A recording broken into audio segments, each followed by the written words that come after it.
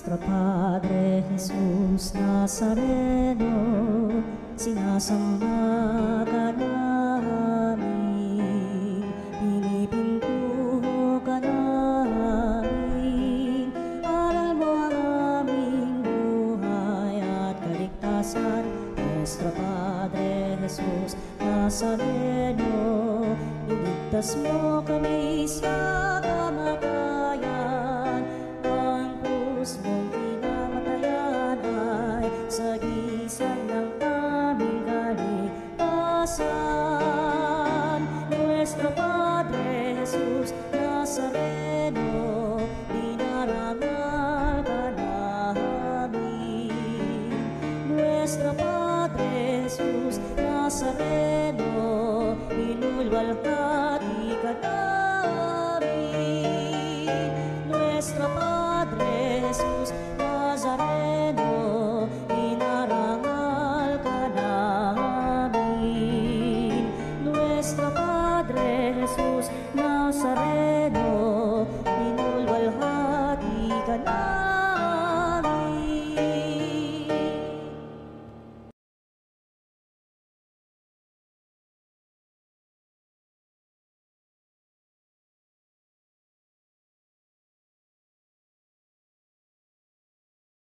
Hingin natin ang biyaya ng pagpapagaling kay Nuestro Padre Jesus Nazareno.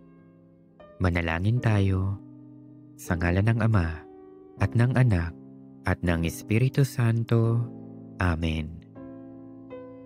O Nuestro Padre Jesus Nazareno, puno ng pag-ibig at habag para sa mga nahihirapan at nagdurusa, ikaw ang takbuhan ng lahat ng lubos na nangangailangan, kaya buong pagpapakumbaba akong lumalapit sa iyo at itinataas ang aking puso, kaluluwa at buong pagkatao.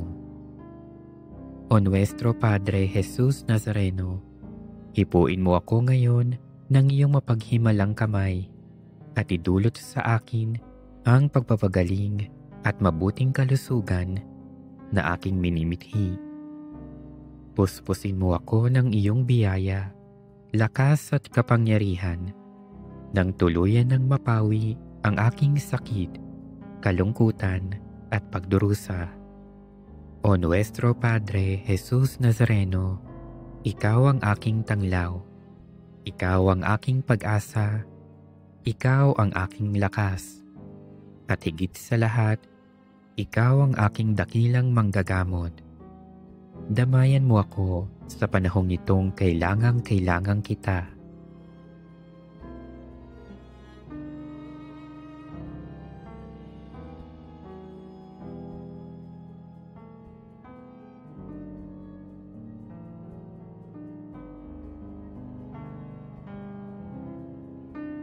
O Nuestro Padre Jesus Nazareno, samahan mo ako sa oras ng pagsubok at paghihirap.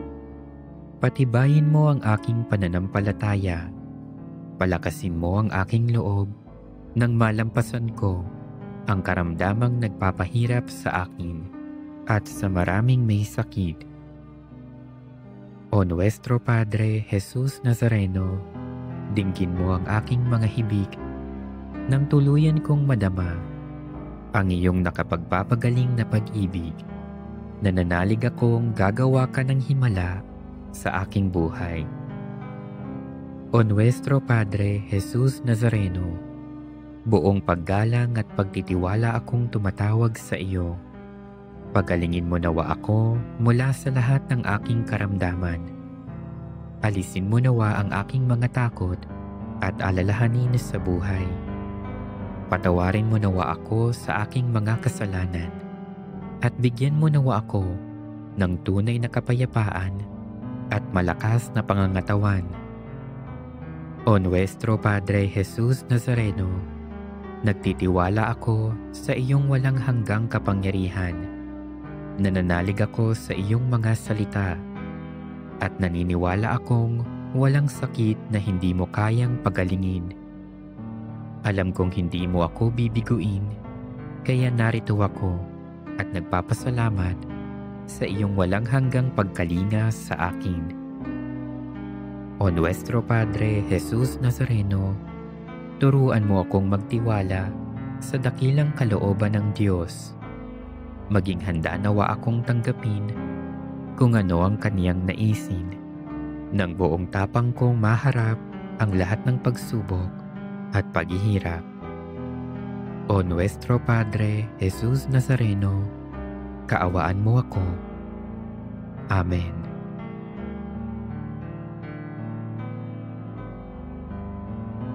Sinaw na mong hangarin, ang taong ay ubusin, upang siya ay makapiling, mapag-irog na Diyos natin. Bayan, magsiawit na bayan, pinagpala ka, dakilang biyayang pangako niya, sumilay na. Tayo ay natitipon sa ngalan ng Ama, ng Anak at ng Espiritu Santo. Amen. Ang pagpapala ng ating Panginoong Hesukristo, ang pag-ibig ng Diyos Ama at ang pakikipagkaisa ng Espiritu Santo naway sumainyong lahat. At sumayo rin. Mga kapatid, mga kapanalig, ngayon pong bago matapos ang buwan ng Agosto ay ginugunita natin ang pagpapakasakit ni San Juan, ang tagapagbinyag at naging martir sa katotohanan. Mga kapatid, aminin muna natin ang ating mga kasalanan upang tayo maging karapat-dapat gumanap sa banal na pagdiriwang. Tayong lahat, inaamin ko sa makapangyarihang Diyos at sa inyo mga kapatid, na lubha akong nagkasala sa isip, sa salita, sa gawa, at sa aking pagkukulang. Kaya'y sinasamo ko sa mahal na Birheng Maria, sa lahat ng mga anghel at mga banal, at sa inyo mga kapatid, na ako'y panalangin sa Panginoong ating Diyos. Kaawaan tayo ng makapangyarihang Diyos, patawarin tayo sa ating mga kasalanan at patnubayan tayo sa buhay na walang hanggan. Amen. Panginoon, kaawaan mo kami. Panginoon, kaawaan mo kami. Kristo, kaawaan mo kami. Kristo, kaawaan mo kami. Panginoon, kaawaan mo kami. Panginoon, kaawaan mo kami. Manalangin tayo.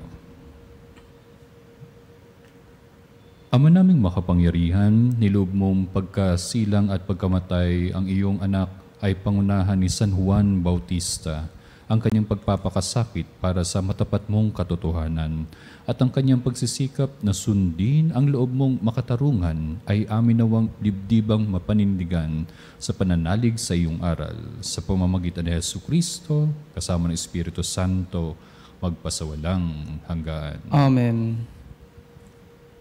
Pagbasa mula sa aklat ni Propeta Jeremias. Noong mga araw na iyon, sinabi sa akin ng Panginoon, magpakatatag ka, humayo ka at sabihin mo sa kanila ang lahat ng iuutos ko. Huwag kang matatakot sa kanila ngayon. Pag hindi ka sumunod sa akin, lalo kang matatakot kung naroon ka na sa kalagitnaan nila.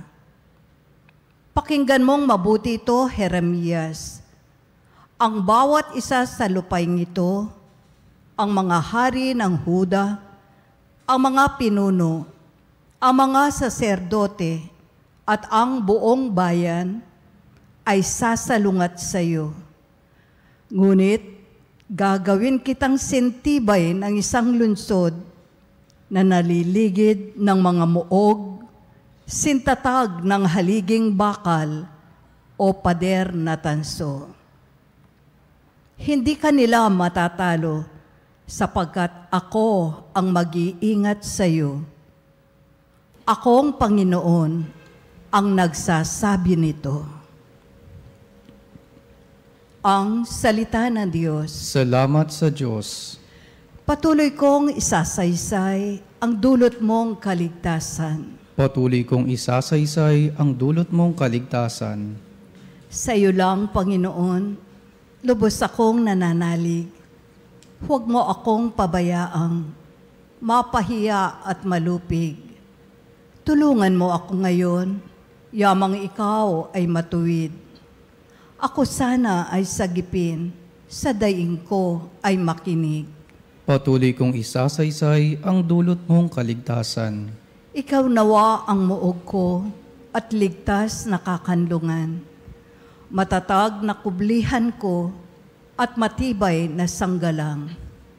Sa lahat ng masasama, O Diyos, ako'y ipaglaban. Sa kuko ng mababagsik, huwag mo akong pabayaan. Patuloy kong isasaysay ang dulot mong kaligtasan. Panginoon, sa iyo ko inilagak ang pag-asa. Maliit pang bata ako, sa iyo'y may tiwala na. Sa simula at mula pa, wala akong inasahang mag-iingat sa sarili, kundi tanging ikaw lamang. Kaya naman ikaw poon, pupurihin araw-araw. Patuloy kong isasaysay ang dulot mong kaligtasan. Pagkat ikaw ay dakila, patuloy kong isasaysay.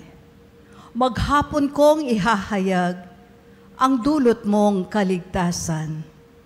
Sa pulpa, sa pagkabata, ako'y iyong tinuruan. Hanggang ngayon sinasambit ang gawa mong hinangaan. Patuloy kong isasaysay ang dulot mong kaligtasan.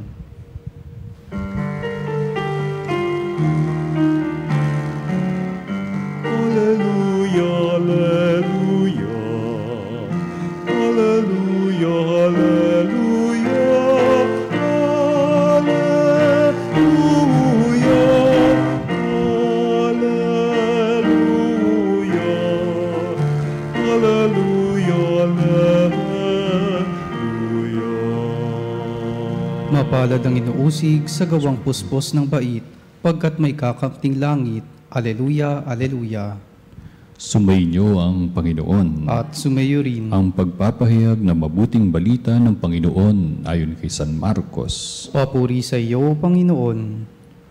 Noong panong iyon, si Herodes ang nagpahuli, nagpaggapos at nagpabilanggo kay Juan dahil kay Herodias. Ang babaeng ito'y asawa ni Felipe na kapatid ni Herodes, ngunit kinakasama niya. Laging sinasabi sa kanya ni Juan, "Hindi matuwid na kunin ninyo ang asawa ng inyong kapatid." Kaya't si Herodias ay nagkimkim ng galit kay Juan. Hinagad niyang ipapatay ito, ngunit hindi niya magawa sapagkat natatakot si Herodes kay Juan. Alam niyang ito'y taong matuwid at banal, kaya't ipinagsasanggalang niya.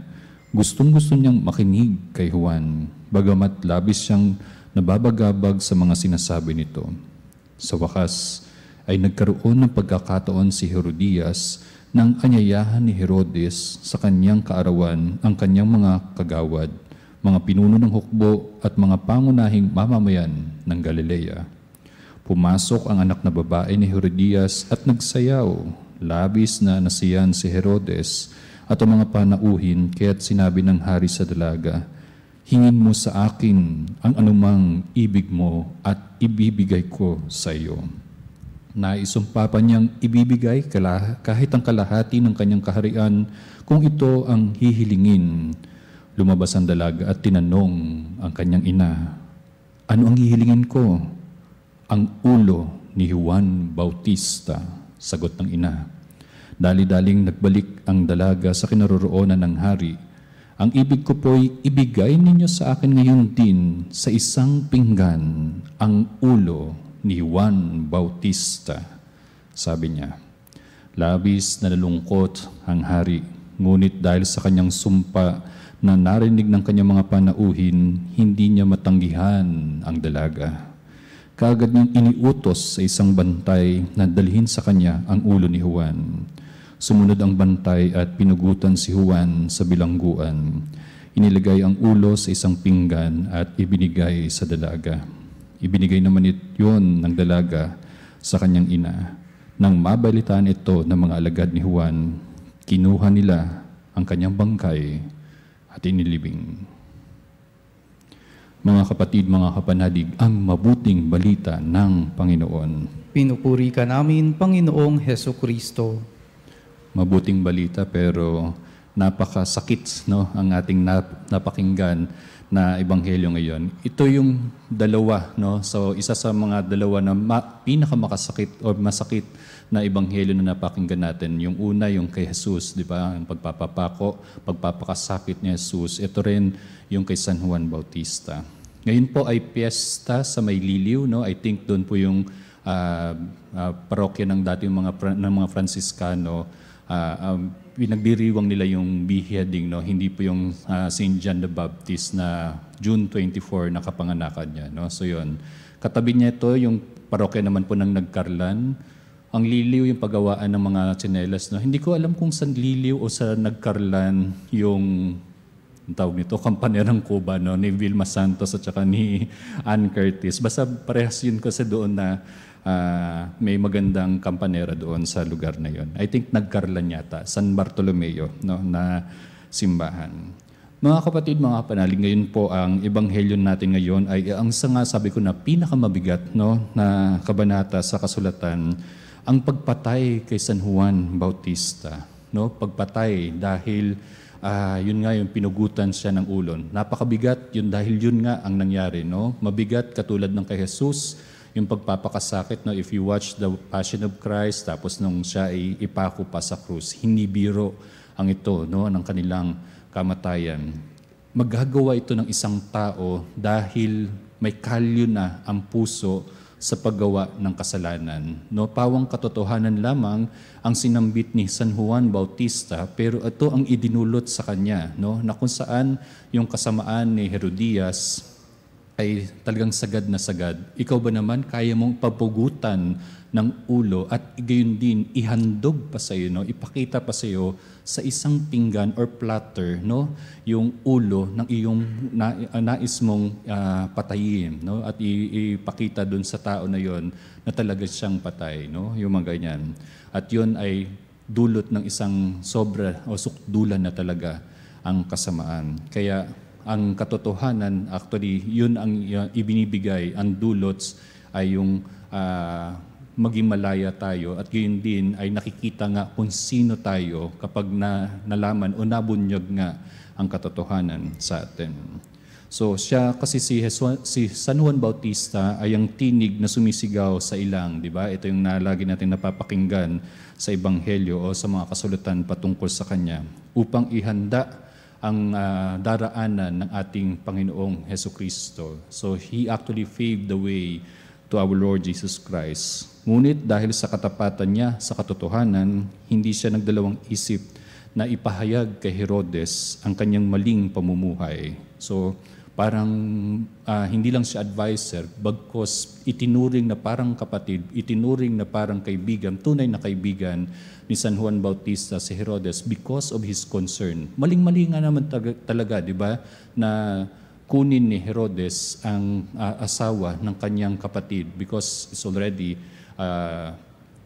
kumbaga concubinage, no, na kung saan ay sila pa rin, nung buhay pa rin yung kapatid ni Herodes during that time, no?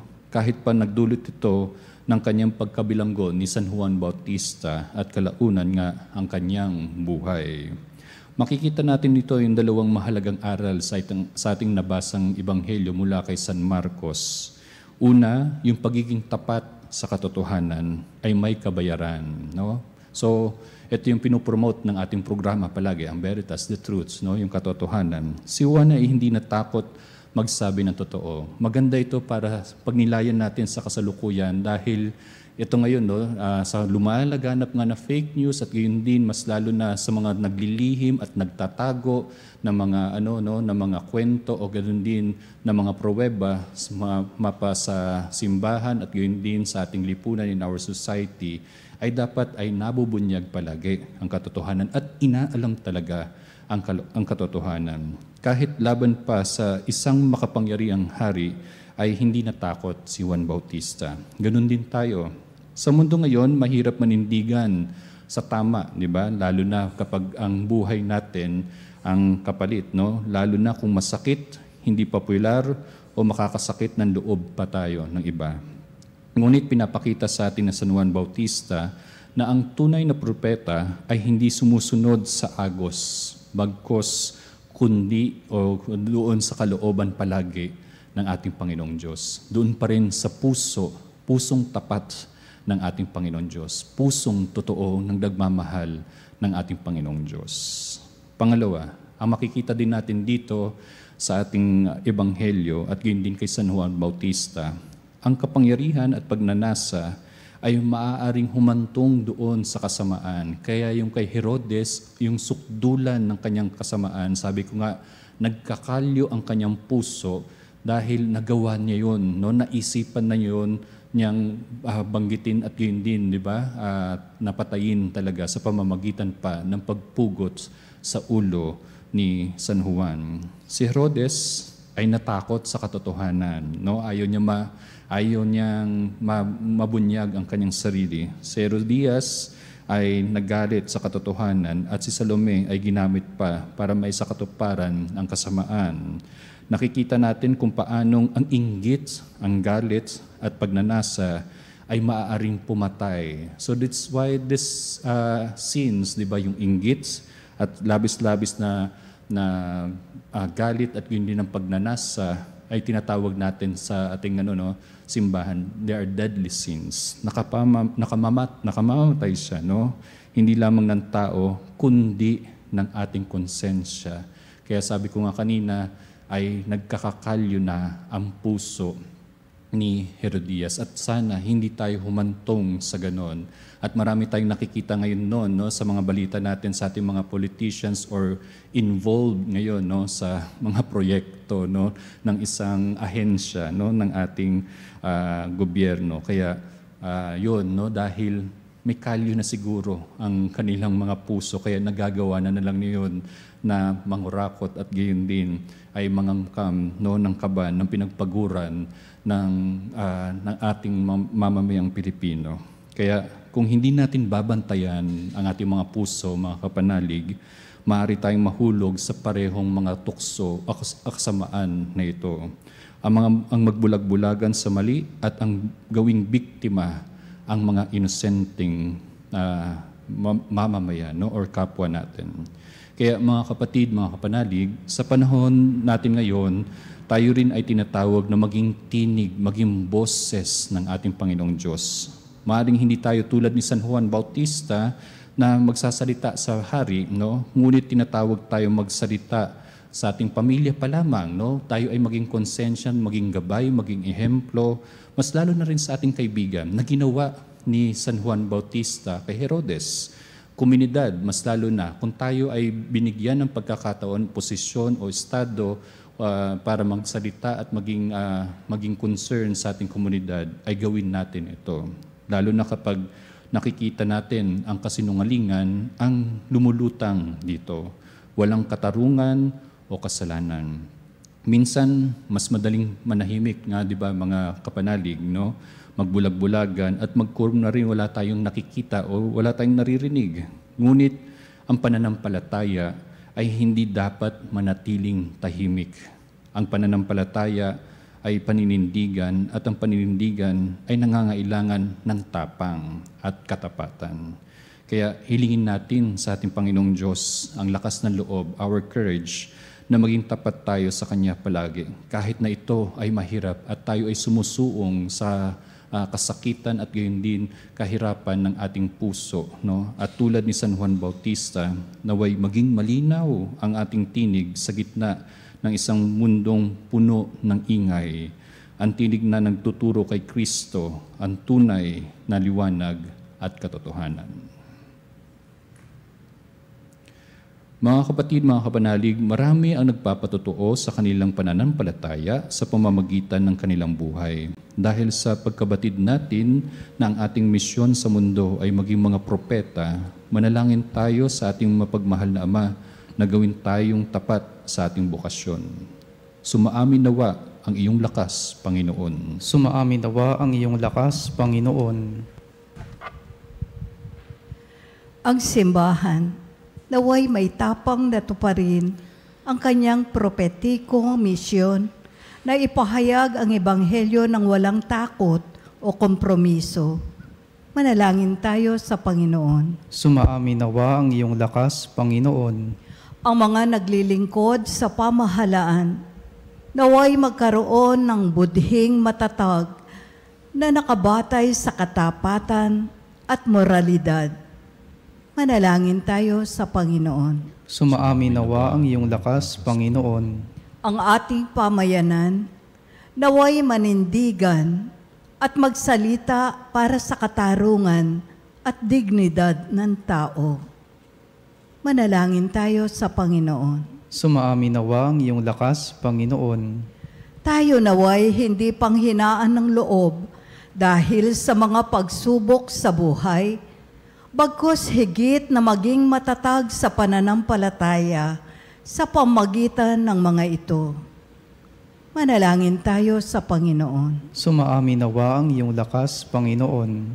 Ang mga nasa bingit ng kamatayan, naway pukawin ang sigla ng pangaral at halimbawa ni San Juan Bautista.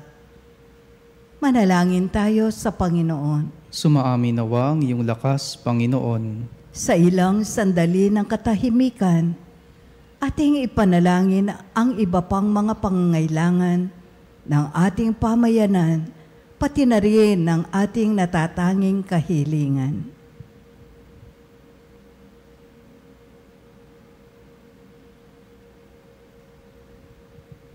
Manalangin tayo sa Panginoon. Sumaamin nawa ang iyong lakas, Panginoon.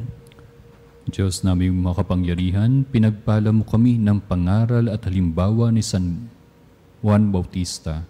May aalay nawa namin ang aming buhay sa paglilingkod sa iyo sa pamamagitan ng aming pangangaral at buhay. Hiniling namin ito sa pamamagitan ni Kristo na aming Panginoon. Amen.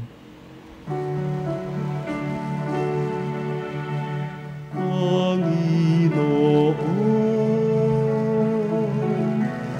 aming alay, itong alay at tinapay sa altar mo.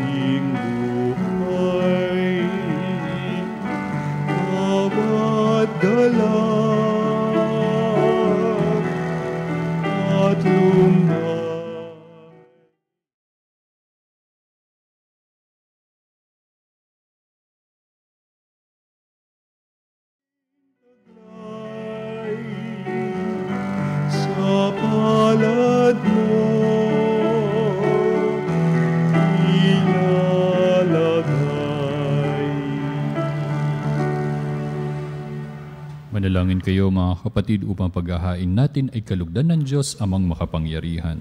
Tanggapin nawa ng Panginoon itong paghahain sa iyong mga kamay, sa kapurihan niya at karangalan sa ating kapakinabangan at sa buong sambayanan niyang banal. Ama naming lumikha, sa aming paghahain ngayon na mga alay, ipagkaloob mo ang tuwid na landas na ipinangaral ni San Juan sa ilang at sa dugo niyang dumanak ay matapang niyang tinatakan sa pamamagitan ni Jesucristo, kasama ng Espiritu Santo, magpasawalang hanggan. Amen. Sumainyo ang Panginoon. At sumayo rin. Itaas sa Diyos ang inyong puso at diwa. Itinaas na namin sa Panginoon. Pasalamatan natin ang Panginoong ating Diyos. Marapat na siya ay pasalamatan. Ama naming makapangyarihan, tunay ngang marapat na ikaw ay aming pasalamatan sa pamamagitan ng Jesucristo na aming Panginoon. Dinadakilan namin ang pagtatalaga sa pinili mong sa Kanya'y manguna, ang tagapinyag na si San Juan Bautista. Sa lahat ng isinilang siya'y iyong itinanangi na sa ligaya ng marami siya'y naging sanhi. Bago pa siya iluwal, kanya nang ikinagalak ang pagdating ng tagapagligtas ng lahat. Sa tanang propeta'y siya'y lang ang naghayag na narito ang korderong sa lahat magdiligtas. Siya pa rin ang tagapagbinyag na gumanap na nagpabanal sa tubig at nagutos magbinyag na tapat niyang pinaninindigang kahit dugo niya'y dumanak. Kaya kaysa ng mga anghel na nagsisiawit ng papuri sa iyo nang walang humpay sa kalangitan, kami nagbubunyi sa iyong kadakilaan. Santo, Santo, Santo, Panginoong Diyos makapangyarihan, napupuno ang langit at lupa, kalwalhatian mo. Hosana sa kaitaas.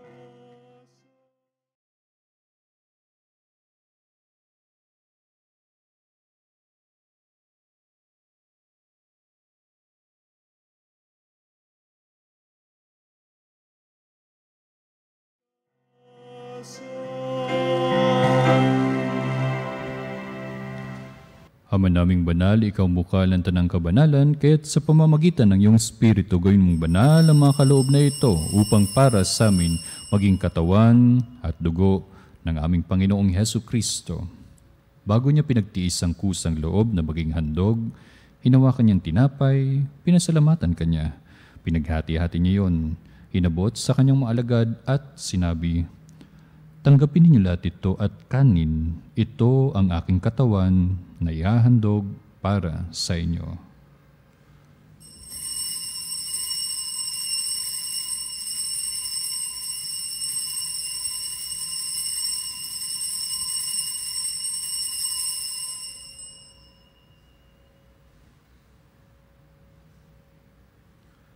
Gayon din ang matapos ang hapunan, hinawakan niya ang kalis, muli kanyang pinasalamatan.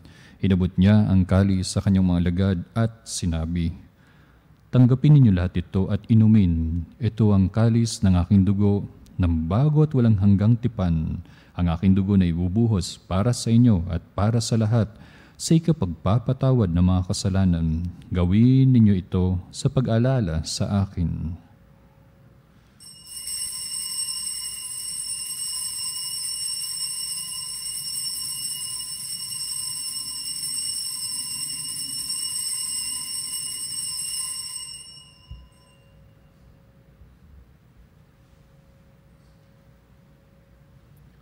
Ipagbunyi natin ang misteryo ng pananampalataya. Si Kristo ay gunitain, sarili ay inihain.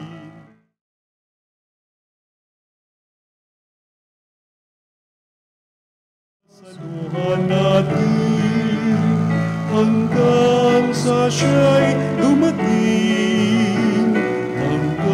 Sa siya'y dumating. Ama, ginagawa namin ngayon ang pag-alala sa pagkamatay at muling pagkabuhay ng iyong anak. Kaya tinaalay namin sa iyo ang tinapay na nabibigay buhay at ang kalis na nagkakalob ng kaligtasan. Kami nagpapasalamat dahil kami iyong minarapat na tumayo sa harap mo para maglingkod sa iyo. Isinasamo namin kami magsalo-salo sa katawan at dugo ni Kristo ay mabuklod sa pagkakaisa sa pamamagitan ng Espiritu Santo. Ama, lingapin mo yung simbahang laganap sa buong daigdig. Puspusin mo kami sa pag-ibig, kaysa na Leon ng aming Santo Papa, ni Elias, naming Obispo, ng Tanang Kaparian, mga relyoso at relyosa at ang aming lingkod simbahan. Alalanin mo rin ang mga kapatid naming nahimlay, na may pag-asang sila'y muling mabubuhay. Gayon din na lahat ng mga pumanaw, kawaan mo't sila't patuloyin sa iyong kaliwanagan. Kawaan mo't pangidapatin kaming lahat na makasalo sa iyong buhay na walang wakas. Kaisa ng mahal na Birheng Maria na nanin Diyos, ang Berhen ng Veritas. Kaisa ng kanyang kabiyak ng puso na si San Jose. Kaisa ng mga apostol ni San Juan Bautista at lahat ng mga banal na namuhay dito sa daigdig ng kalugod-lugod sa iyo, may pagdiwang nawa namin ang pagpupuri sa ikararangal mo sa pamamagitan ng iyong anak na aming Panginoong Hesu Kristo. Per ipsum cum ipso in ipso, esti Deo Patrem Nipotenti, in unitatea Spiritus Sancti, omnis honor et gloria, per omnia saecula saeculorum. Amen.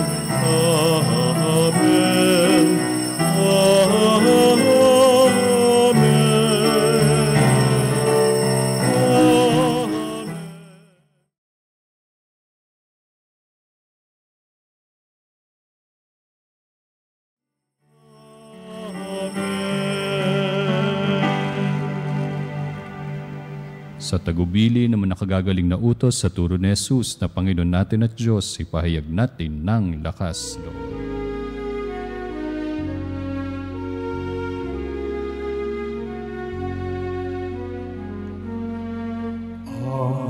Namin sumasalangit ka, sambahin ang ngalan mo. Mapasa amin ang kaharian mo, sundin ang loob mo. Dito sa lupa para ng sa langit. Bigyan mo kami ngayon ng aming kakanin sa araw-araw, at patawarin mo ang aming mga sala para ng pagpapatawad namin sa nagkakasala sa amin. At huwag mo kami ipahintulot sa tukso, at iadya mo kami sa lahat ng masama.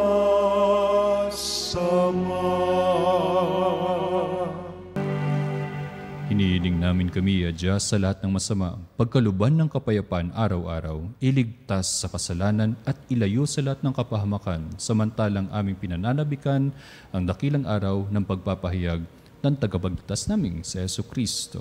Sapagat iyo ang kaharian at ang kapangyarihan at ang kapurihan, magpakailanman. Amen. Panginoong Jesucristo, sinabi mo sa mga apostol, kapayapaan ang iniiwan ko sa inyo, ang aking kapayapaan ang binibigay ko sa inyo. Tunghayan mo ang aming pananampalataya at huwag ang aming paulit-ulit na pagkakasala.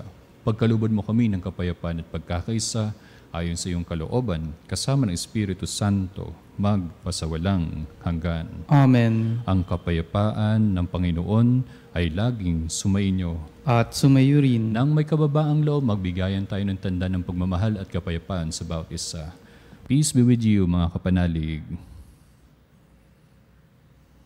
Sa pagsasawat nito, ang katawan at dugo ng aming Panginoon Jesucristo, itong ginawa ng pakikinabang ng buhay. Cordero ng Diyos na nag-aalis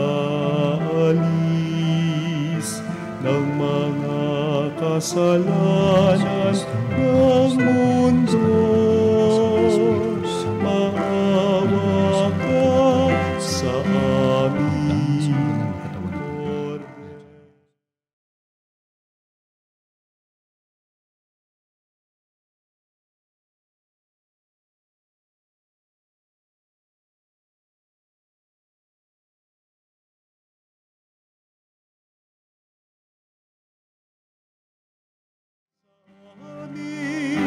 Cordero ng Diyos na nag-aalis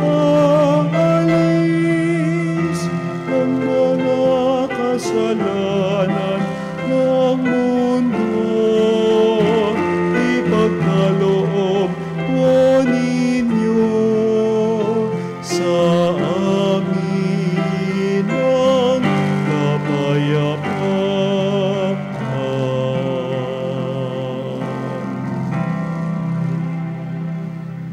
Mga kapatid, mga kapanalig, ito si Jesus, ang daan, ang katotohanan at ang buhay. Ito ang kordero ng Diyos. Ito nag-aalis ng mga kasalanan ng sanlibutan. Mapalad ang manayan sa kanyang banal na piging. Panginoon, hindi ako karapat-dapat na magpatuloy sa iyo, ngunit sa isang salita mo lamang ay gagaling na ako. Ipagsagalang nawa tayo ng katawan at dugo ni Kristo para sa buhay na walang hanggan. Amen.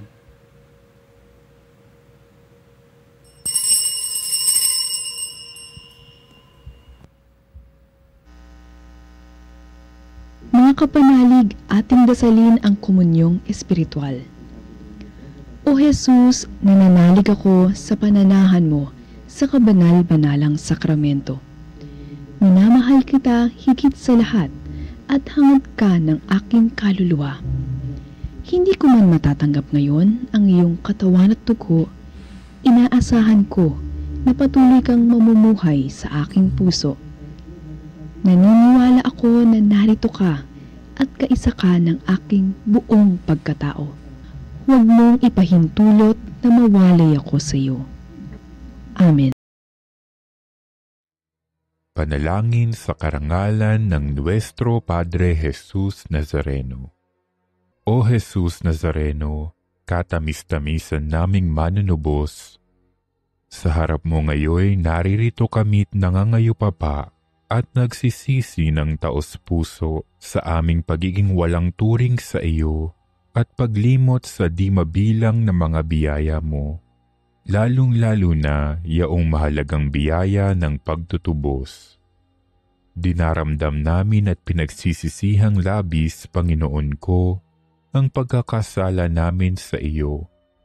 Ikinalulungkot namin ang pagiging dahilan ng pagpapasan mo ng krus na iyan sa gitna ng mga hirap at kapaitan, hanggang sa inihandog mo ang iyong buhay sa bundok ng Kalbaryo, sa pagkaibig mo lamang na matubos kami at ang sangkatauhan mula sa sala. Pakabanalin mo, O Panginoon, ang aming pagnanais at ipagtanggap mo sa amin ang iyong biyaya. Maging tagapamagitan nawa ang iyong ina, ang kalinis-linisang Birheng Maria.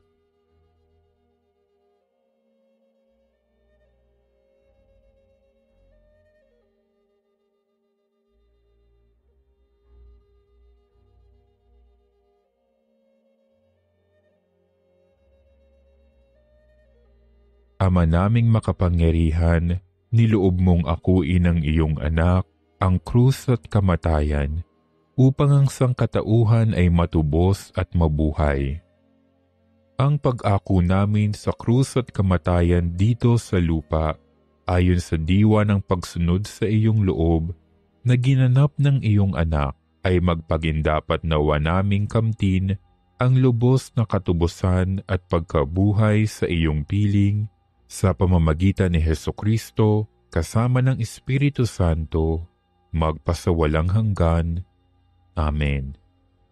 Nuestro Padre Jesus Nazareno, Panginoon namin at Diyos, kaawaan mo kami.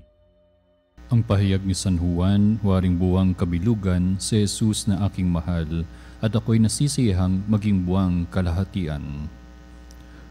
Manalangin tayo. Ama naming mapagmahal, sa aming pagsasalo sa banal na pakikinabang, ngayong ipinagdiriwang ang pagsilang sa kalangitan ng tagapagbinyag na si San Juan Bautista. Ipagkaloob mong sambahin namin ang inilalahad nitong buhay at ikagalak naming lalo ang pagganap nito araw-araw. Sa pamamagitan ni Jesucristo, kasama ng Espiritu Santo, magpasawalang hanggan. Amen. Pagbabasbas or panalangin para sa mga may karamdaman o may sakit. Ama naming mapagmahal, ikaw ang pinagmumula ng kagalingan at mabuting kalusugan. Kami po'y nagsusumamo upang iyong gawaran ng kagalingan ang iyong mga anak na naririto na nakararanas ng suliranin sa kanilang kalusugan. Basbasan mo po sila sa ng mga taong mga mapagkalinga upang kanilang madama ang iyong pagmamahal sa kanila. Basbasan mo po sila ng matibay na pangangatawan upang kanilang mapagtagumpayan ang anumang karamdaman na kanilang nararanasan sa mga sandaling ito. Basbasan mo po sila ng lakas ng loob upang matibay nilang harapin ang masamang kalagayan ng kanilang kalusugan. Sa mga sandali ng mabigat na nararamdaman, naway iyong ipadama ang iyong paglingap sa kanila. Ialay nawa nila ang kanilang pinagdaraanan bilang kanilang pakikiisa sa iyong pagpapakasakit sa krus. Tanda ng iyong pagmamahal sa sanlibutan. Naway maging daan ito ng kanilang kabanalan.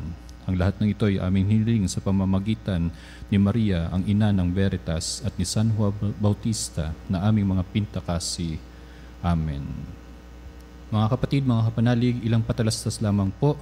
Inaanyayahan po namin kayo lahat na dumalo sa espesyal na Mary and the Eucharist exhibit na gaganapin po mula sa Setyembre 3 hanggang 11 or September 3 to 11, 2025 sa Activity Center ng Fisher Mall, Quezon City. Tampok dito ang mahigit 100 imahe ni Maria na magbibigay inspirasyon at lalong magpapaigting sa ating debosyon sa mahal na Berhen at sa ating Panginoon sa Banal na Eucharistia.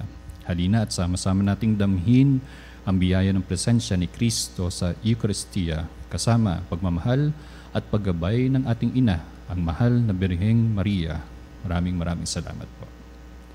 Sumainyo ang Panginoon. At sumayo rin. At pagpalain kayo na makapangyarihang Diyos, Ama, Anak, at ng Espiritu Santo. Amen. Nayayain na natin ang banal na misa, humayo kayo sa katotohanan.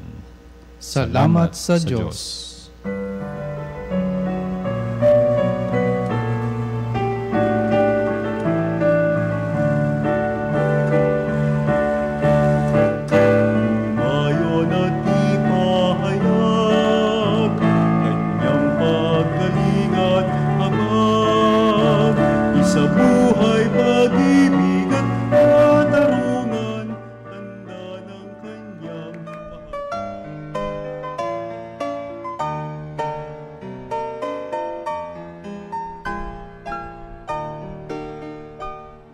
Nuestro Padre Jesus Nazareno, sinasamba ka namin, pinipintuho ka namin, aral mo ang aming buhay at kaligtasan. Nuestro Padre Jesus Nazareno, iligtas mo kami sa kamatayan, ang krus mong pinamatayan ay sagisag ng aming kaligtasan. Nuestro Padre Jesus Nazareno, dinarangal ka namin. Nuestro Padre Jesus Nazareno, inulwalhati ka namin.